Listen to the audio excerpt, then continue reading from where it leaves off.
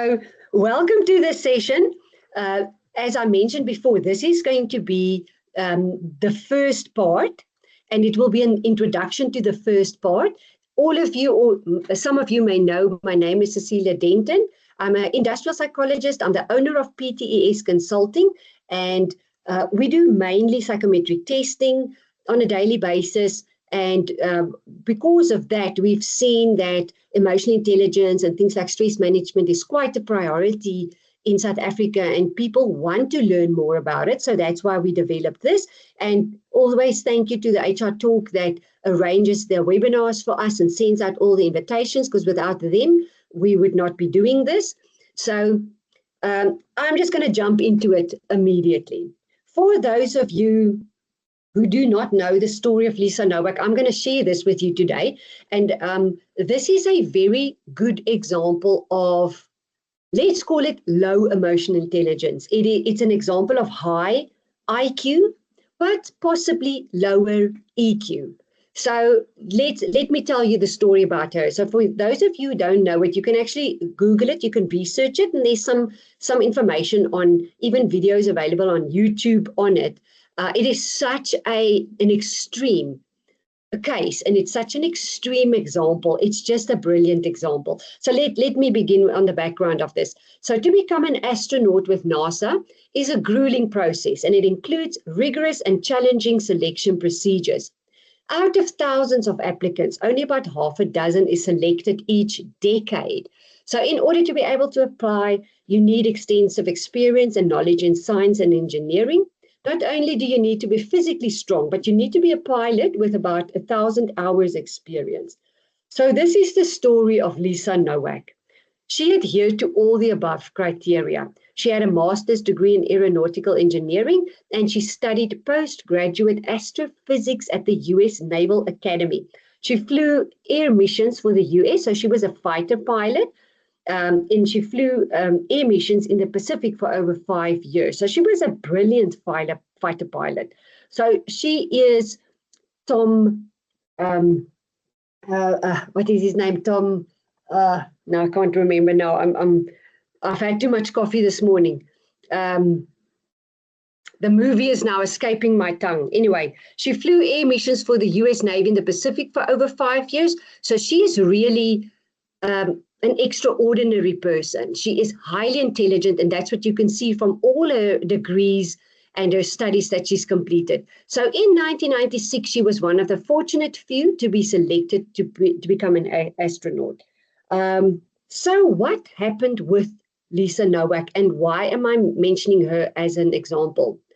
So on this slide, you will see this is her mugshot. So on the left, you will find another astronaut, which was in the period when she was selected to be an astronaut. They were together, and he became her boyfriend, keeping in mind that she was married and already had 2 children. She had 2 young boys, but as part of this whole process that she was caught up in, he became a boyfriend. I think it was fairly brief. The woman on the right-hand side was at that point becoming the new girlfriend. So what happened here? So in 2007, she discovered that the boyfriend obviously had a new lover. So what she did at that point, she broke into his house. She did go through his computer. She found some messages. And so there was quite a complex situation that was starting to evolve. And then she decided to drive from Houston to Orlando, 15 hours in a car, supposedly nonstop. They said she drove while wearing a diaper. In her defense, she said she wasn't wearing a diaper for this road trip. There was just diapers in the car because she is an astronaut. That's just what they have on them. So let's just give her the benefit of the doubt. But what they did find in the car was zip ties, pepper spray, black bags, not paper bags, black bags. So what happened is she confronted the girlfriend in a parking lot. This video is actually available on YouTube. She confronted the woman there, but nothing really happened. It just collapsed. There was like a total emotional collapse. She didn't actually go over into action. But when the police did apprehend her and found her, they did find these items in the car. So that's not necessarily very positive for her. But it's literally like it says here, it's a vague but not really thought through plan to kidnap the woman, maybe chop her up or something. But it really didn't happen. It collapsed. She had a total emotional collapse at that point. And that's why it's quite a good example of, a possible good example of low emotional intelligence, because I think her emotions literally at this point caught up with her. Because think about it, if you drive 15 hours in a car, that's like a road trip from Joburg to Cape Town. You do a lot of thinking when you sit in a car for 15 hours. And she was so consumed with emotions and feelings that the logic just escaped her. So let's go on to the next slide. What was the consequence of this? So Lisa was initially charged with attempted murder and kidnapping, but the charges were eventually reduced to burglary and misdemeanors. And that's because she broke into his house and went through his computer. So she was someone she's got a zero track record. There's no bad behaviors or any criminal type of behaviors. So she pled guilty in 2009. She was sentenced to a year of probation. The following year, she was discharged from the Navy. And it's quite sad because, this is a woman with an incredible career. And she now lives in Texas and she works in the private sector. But let's go back to what is emotional intelligence. So an emotion, let's look at an emotion, is a complex psychological state that involves three distinct components. Firstly, there's a subjective experience that happens. Then there's a physiological response. Then there's a behavioral response to sort of counter the emotional response that's happening. Let's take the example being stuck in traffic. So the subjective experience is being stuck in traffic. So let's take Lisa, for example. It could be the fact that she's realizing she's losing her boyfriend or her lover, her partner. It's a subjective experience.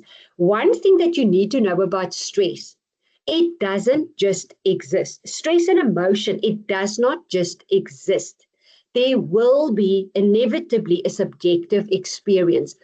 What would be good for you is to try and determine what is your subjective experience.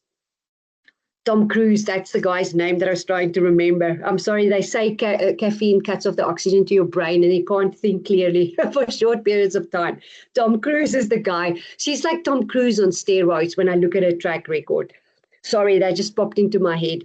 Anyway, there's always a subjective experience. And then there is a physiological response. And you also need to know that you will always have a response to it. The response is mainly due to your thinking about the subjective experience. So if your thinking is, I'm stuck in traffic, it always happens to me, people can't drive, this is just South Africa for you now, everyone does just what they want, then that thinking about the subjective experience usually causes that physiological response. And your result could be anything. It could be panicked, stressed, anxious, frustrated. And then you would obviously have a behavioral response towards it. And the behavioral response would be either you're driving erratic, or you start hooting, or you just decide to calm down, relax, breathe deeply, and just drive. So your output could be anything. Don't think that the output is only negative. It could be positive as well. It can be anything. It can be neutral as well. But you need to become aware of this little process. So this is an emotion, and it's really highly related to stress. There will always be a subjective experience, the physiological response, and then you have the behavior to combat it. And if you are able to determine, say you start crying, or you feel frustrated, or you feel angry, or you feel happy, if you are able to recognize that emotion and trace it back and say, I can actually link this emotion to that subjective experience, then you are already on the right track, because then you can start analyzing what is happening. And I don't even want to say analyze. It's not even analyze. It's only being aware. It is creating an awareness. That's all it is. It is as simple, it's as easy, it is as soft as just being aware. You don't have to do work. You don't have to do work. The mere fact that I'm very aware that the coffee shut off the oxygen to my brain just now, and I can't even remember Tom Cruise's name, that it's just making me aware of it. And it's funny. Anyway, so emotional intelligence refers to the ability to perceive, control, and evaluate emotions. So some researchers suggest that emotional intelligence can be learned and strengthened, while others say it's an inborn characteristic. It's always that nature versus nurture. I believe you've got both. You do get people who are more in touch with their emotional and their being. I do believe that anyone, I don't care how young or old you are, can still develop, change, and grow. So they do argue that emotional intelligence gets sort of settled here by the age of 35. Don't make that too rigid. So many things have changed. Even now we are aware of the fact that your brain only stops growing at the age of 25. So you know what? There's not a date, a time and a date. If you believe, if you make it too fixed and you make it too set, too rigid, then it's another thing that you just slot into. Be open and just be aware. So then the second thing is the ability to express and control emotions is essential, but so is the ability to understand, interpret, and respond to the emotions of others. Imagine a world in which you could not understand when a friend was feeling sad or when a coworker was angry. Psychologists refer to this ability as emotional intelligence, and some experts even suggest that it can be more important than IQ in your overall success in life. Being aware of those areas of your life that you sort of blind to, because there's always areas that you are aware of and others are not.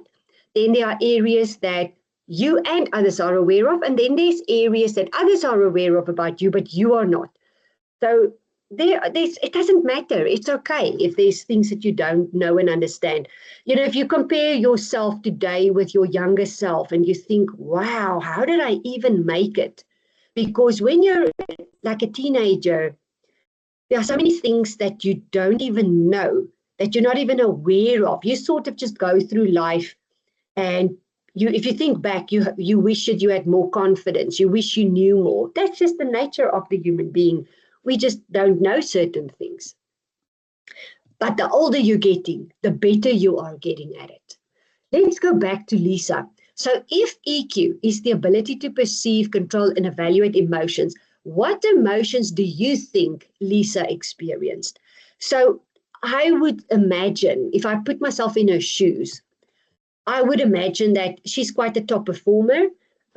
She's someone who's an absolute top achiever, fighter pilot. I mean, she's giving Tom Cruise a go. So this would be the first time in her life where she's maybe losing. You know, she's losing this partner. She's being rejected for the first time in her life. I'm just assuming. I'm trying to figure it out. It doesn't mean that I'm correct, but I'm trying to put myself in her shoes. So maybe this is the first time that she's being deceived or rejected, and she's not getting what it is that she's used to she's getting. And then the second one, express and control emotions. Was Lisa able to constructively express and control her emotions? So firstly, did she understand the emotions that was going through her? And then was she able in any way, shape or form to express what she was feeling? Maybe she did speak to the boyfriend. Maybe the boyfriend spoke to her. Maybe he didn't. One would hope that he did tell her, I'm not interested anymore. I don't know that part, so I really can't say whether he did that part. But I don't think that the emotions that was coming through, remember, emotions are not as logical as the black and white information that's tangible, that's practical. I can see it. It's information in front of me, but emotions is of a different form. Emotions is a thing that creeps up on you. You may just feel very sad or happy or frustrated, and you would have to go back and go trace Where does it come from? Why did it arise in me? So an emotion is a little bit more of a tricky thing. So it could have been more difficult for her to experience that or understand it. Understand would be the better word. Then the last one, understand, interpret, and respond to the emotions of others. This is such a good question. Did she understand the emotions and the feelings of the other parties? Let's just think about her husband at home and the two children. So apart from the boyfriend and the fact that he wants to move on with another woman, there are so many people involved. And I don't think she's got a lack of empathy. I just think she was so overwhelmed. I don't think she thought of that. So I remember the story when it came out. I really didn't read a lot about it. I didn't know about it. I just remember the headline saying NASA was being scrutinized for maybe not screening their applicants thoroughly. And I am sure they did all sorts of emotional stability screening tests. I'm sure they did all of that, because if I do that in the workplace and we do that on a daily basis, I'm sure that NASA did a massive amount of different types of assessments. I purely think this was a case of her not being able to understand what she was experiencing. Let's look at what EQ is not. So I hear various definitions about EQ. The best one I heard recently was someone said, it is being overly friendly. And I thought, wow, it's such a miss. It's really not the right definition. So emotional intelligence is not being agreeable. It's not being soft. It's not being sensitive. It's not that.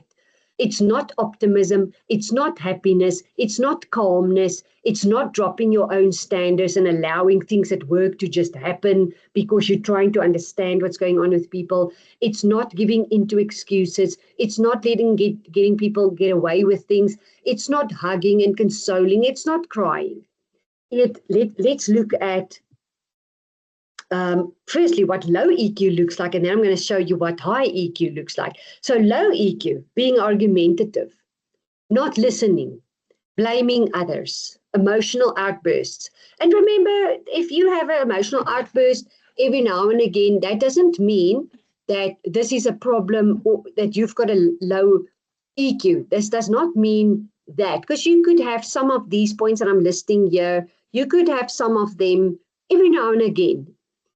I'm more talking about most of the time. If you have that most of the time, it would be a problem. So always having to be right, oblivious to others' feelings, poor coping skills, turn conversations to themselves, not able to let someone else finish their sentence, understanding what it is that they're trying to say, and then talking. Because you know what most of us do? We formulate a sentence, an argument back in our heads before the other person has finished their sentence.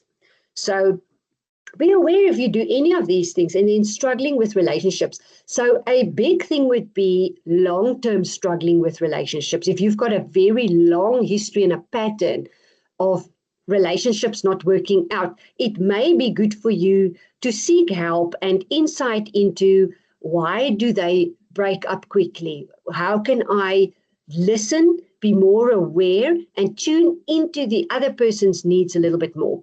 So be aware of these things. But remember, if you sometimes have an emotional outburst or blame someone, it doesn't mean that you've got a low EQ. It just means you could be under pressure, you could be stressing, you could be worried as well. So don't think if some of these surface every now and again, it doesn't mean that you are in the red. And also remember, you're on a scale.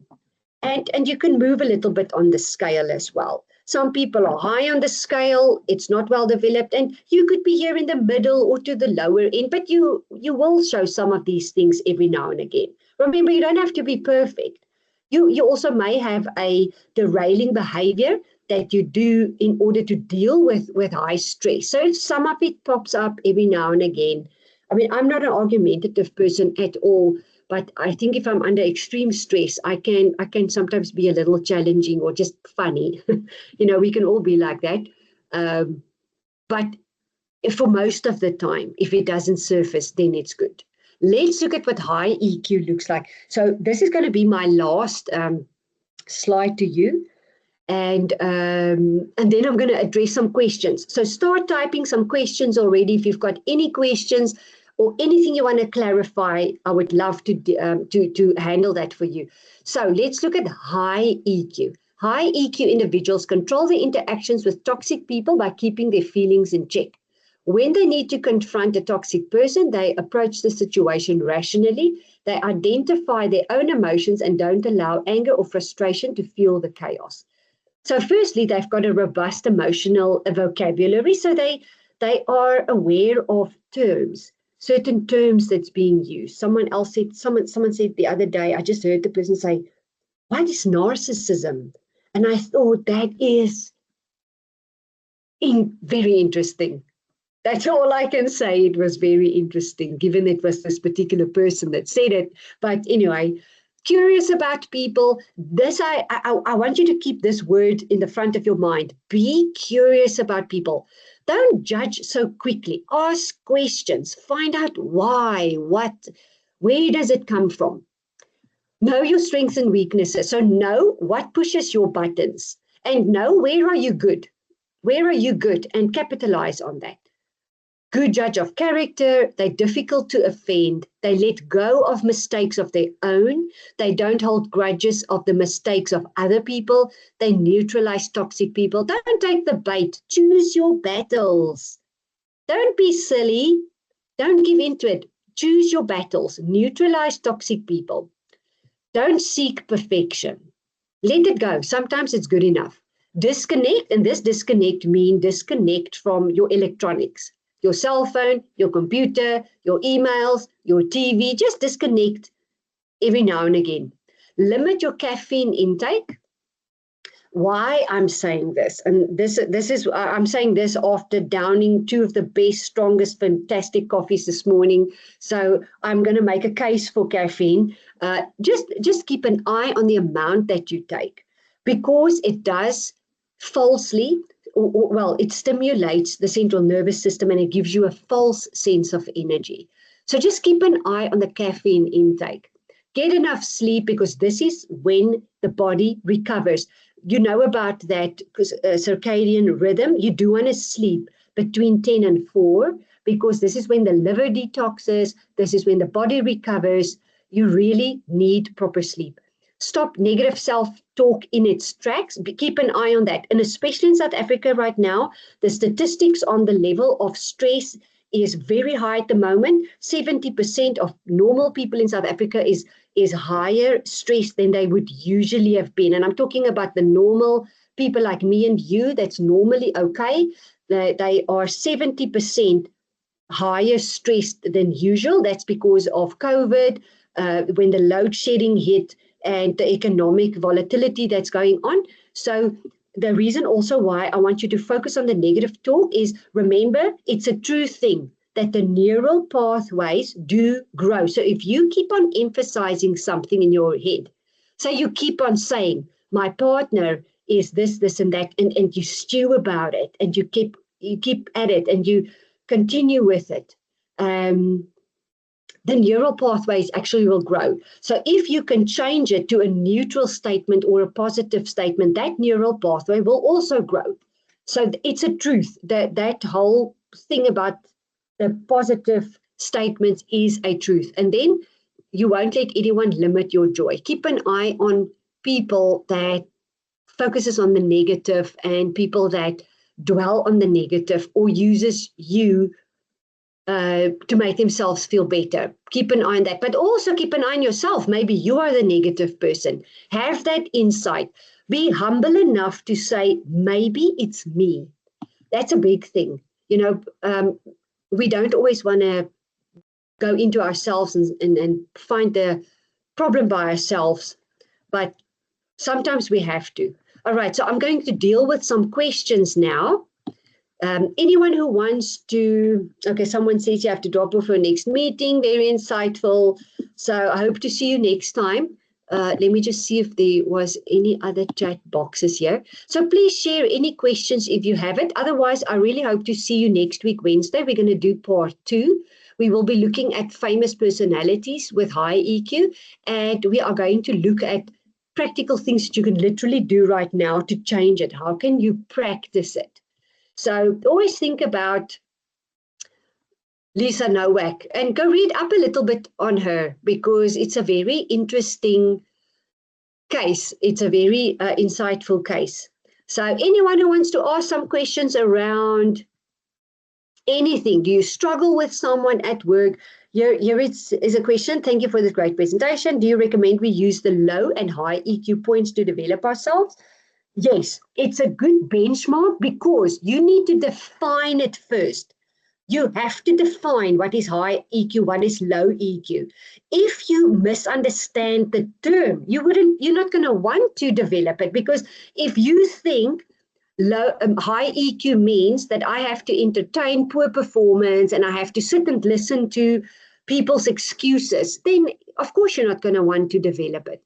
You want to know, what are you developing and what does it look like? What is it? And next week we will practice it a little bit. So let me just refresh the chat box to see if it's a good one. So yes, so do keep the low and the high EQ points in mind, and it will help you to define what it is so that you can actually develop it. Anyone else struggling with EQ in the workplace and what it is that you can do? I'm going to keep the chat open for just another minute or two, so that I can address any questions. You're also welcome to contact us directly if you're interested in a face-to-face or a customized online emotional intelligence training session. Then we can develop that for you. All right. Doesn't look like anyone has got any questions. And please contact the HR Talk if you want the recording on this session. Let me just refresh the chat box. All right, here's another question. As a manager, what are the main benefits of having a good EQ? Very good question, because there's benefits for you as a person. You will get more out of your team. Your team will respect you, because your team is not only going to know what is going on with you, because you can constructively express your frustrations, your stresses that you are going through, but people just value fair and consistent management of themselves. If any person, high or low level, can see that you are being consistent and you are fair, respect will grow. And if you can emotionally, in a mature way, communicate with your people in terms of, do they know what they're supposed to do? Do they have all the tools that they need? And how can you support them? And in a firm and objective manner, not in a soft type of a way where they get away with things. That is not the way that we deal. That's not emotional intelligence. And then how you keep your emotional side out of your working environment. It is a good thing to learn how to express an emotion without being emotional. So what that would mean is you do acknowledge your emotional side at work, because it is impossible to keep it outside of it, because you cannot control emotions, but you can control the way in which you express what it is that you're experiencing. So I think this is where some people believe that they're supposed to hold it in, and other people think, I just don't have control over it, so I'm just going to blurt it out and scream. Both of that is not a good and a strong way of dealing with emotions at work. You want to acknowledge what you are experiencing, and you can learn using specific words and sentences how to express what it is that you are feeling. So, for example, you can express, now it doesn't mean that people are going to listen to it or necessarily adjust or adapt to it, but you can learn to say, I would like to do X, Y, and Z, and I'm feeling frustration or irritation, or let's say frustration at the moment, because I don't know what I'm supposed to do. Can we talk about it? Can I get some feedback in terms of, am I doing a good job? Am I doing a correct job? And that is the way that you deal with emotions at work. But you don't want to suppress it or not have it at work. As a matter of fact, managers perform better, or people react better to them if they have the ability to constructively show their vulnerable side. That does not mean that you're putting private stuff and personal stuff on the table. It is the constructive expression of what it is that you are going through. And so, for example, communicating to your people, our deadline is very tight, and you know that we are known for our quality and timely delivery of tasks. When you do not deliver on the time when I ask you to, it actually puts us in a bad position, and it puts pressure on the team. And that is a communication of what it is that you're going through. So you have to practice it. Don't think that you have to have this right immediately, right now. Practice it. You will practice it. You can also practice the constructive expression of your emotions at home with your family. Instead of suppressing it, keeping quiet and avoiding it. That's what we want to learn. I wouldn't say that I'm perfect with it, but I try to acknowledge what it is that my head is going through and what my head is thinking. So if I stumble over my words because I know I had too much coffee, I actually expressed it to you this morning. Anyway, so I hope that helped. If there's any other questions, I'm going to just keep another minute open for any other questions. Otherwise, I hope to see all of you next week. Please join me next week, and we will, maybe we can actually practice it. We can practice the constructive expression of emotions. All right, if there's nothing else, I'm going to say goodbye to everyone now. Let me just switch my camera on and give you a wave. It was great to see all of you. Thank you for the time. I really appreciate it.